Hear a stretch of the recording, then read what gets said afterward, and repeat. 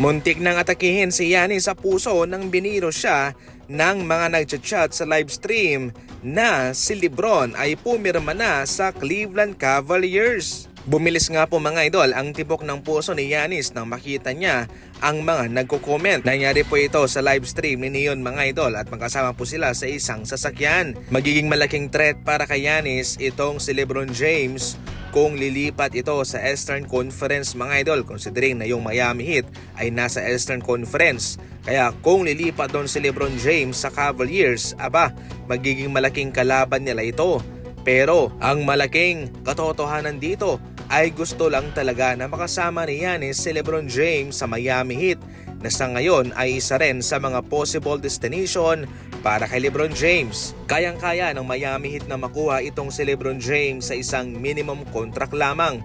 Sa ngayon ay hindi na importante kay LeBron James ang pera. Sa ngayon, importante para sa kanya kung saan siya magkakampyon. Gusto niyang magkampiyon bago siya magretiro mga idol.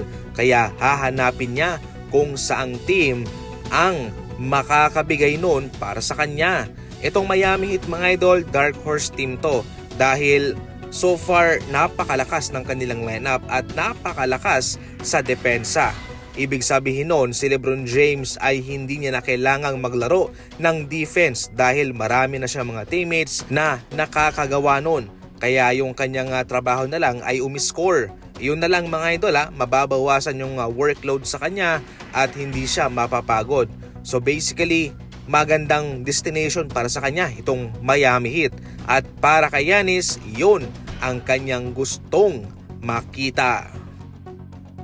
Yung pinirmahan ni Quinton Post na 30 million sa Memphis Grizzlies ay hindi guaranteed. Restricted free agent si Quinton Post mga idol. Ibig sabihin nun mayroong palugit na ibinigay ang NBA sa Warriors para i-match o i-counter ang offer na iyon para manatili si Quinton Post sa kanila. 30 million din yun mga idol. Ngunit ayon sa detalye, sa 30 million na yun, 9 million deal lamang ang guaranteed for 1 year. At yung mga sa susunod na mga season ay team option na lamang yun.